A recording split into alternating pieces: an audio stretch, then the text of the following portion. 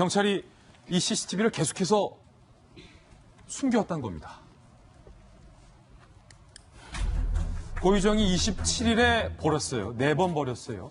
30일, 3일 뒤 경찰이 CCTV에서 이 모습 확보했다는 거예요. 그리고 바로 그 다음날 경찰이 쓰레기장을 수색했지만 이미 소각한 뒤라 뭔가 증거를 찾을 수가 없었습니다.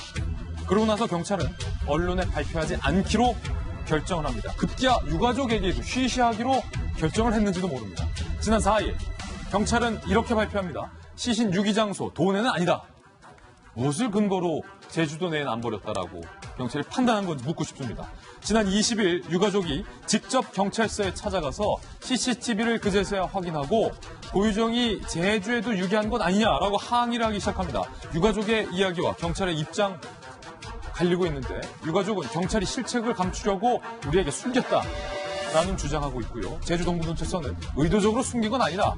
버린 봉투에 범행 도구가 담겨 있는 것으로 추정을 한다라고 뭔가 우왕장하고 있습니다. 경찰의 해명 논란은 이뿐만이 아닙니다. 경찰이 내부 정보망에 본인들의 부실 수사와 관련된 해명을 올렸는데 이게 지금 공개되면서 논란이 되고 있습니다. 첫 번째, 왜 CCTV 확인을 미흡했느냐라는 세간의 질타에 대해서 경찰이 본인의 내부망에 이렇게 항변했다는 거예요. 자살 의심 신고 사건에 대해 초기부터 강력 사건 수사라는 것은 결과론적 시각이다. 그러니까 지금 경찰의 부실 수사에 대해서 쏟아진 지탄에 대해서 그거는 뭘 모르고 하는 얘기다. 라고 답변한 겁니다. 두 번째 내용은요. 왜 해당 펜션에 대해서 폴리스 라인도 안 치고 현장을 그토록 감시했느냐라는 세간의 질타에 대해서 경찰은 불필요하게 인근 주민들에게 불안감을 조성할 필요가 있느냐. 지역의 평온을 깰 우려가 있기 때문에 폴리스 라인도 안 쳤다. 황당한 해명을 해서 이게 논란이 되고 있고. 세 번째, 왜 고유정을 데리고 현장 검증을 안 했느냐. 야만적인 현대판 조리돌림을 당할 우려가 있기 때문에 현장 검증을 안 했다.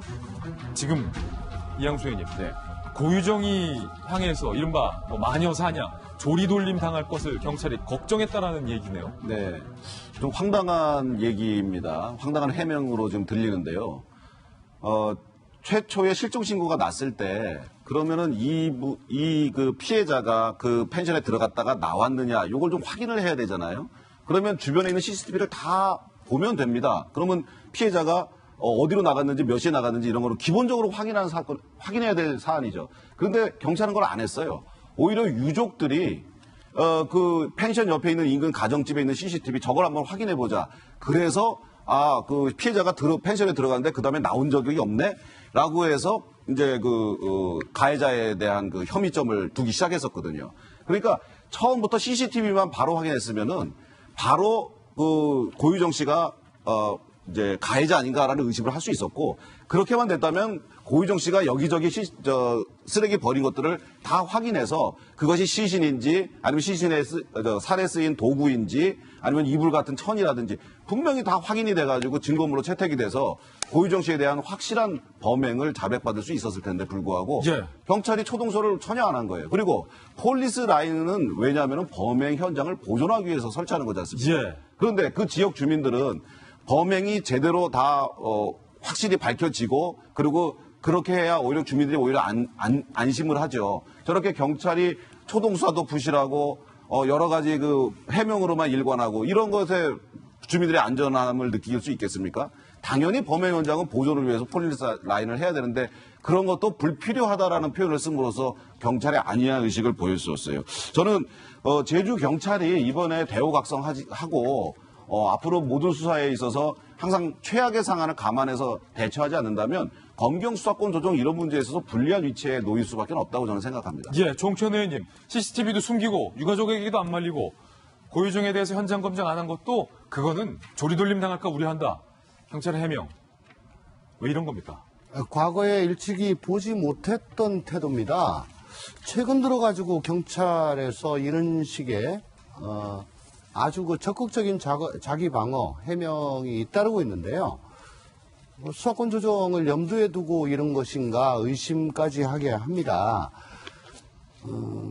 지금 이 사건 수사한 자신들의 경찰들의 명예가 훼손됐다고 해가지고 이걸 내부 정보망에 올렸다는데 지금 올려서 과연 그러면 명예가 회복됐습니까? 오히려 더 명예가 실추되거나 경찰 전체에 악영향을 끼치지 않았는가 그렇게 보고요. 지금 이 사건은 상대방이 유가족입니다. 예. 유가족이 있는 사건입니다. 유가족이 적극적으로 주장을 하고 이거 봐라 저거 봐라 막 계속 요구를 하는 통에 그거 따라가다 보니까 CCTV가 나오고 이상하네 해가지고 저 자살 사건에서 혹은 실종 사건에서 살인 사건으로 전환된 그런 그렇죠. 사건인데 혐의가 없거나 기소하지 않아도 되는 거는 검찰에 송치하지 않겠다는 것이 지금 수사권 조정의 핵심입니다. 예. 만약에 제가 걱정하는 건 그겁니다. 상대방이 없거나 혹은 사회적인 이목이 집중되지 않은 사건 중에 이렇게 경찰이 부실하게 수사할 경우에 쉬쉬 돕는다. 그리고 이건 혐의 없어 라고 해서 그냥 끝낼 경우에 검찰은 모릅니다 이거를. 예.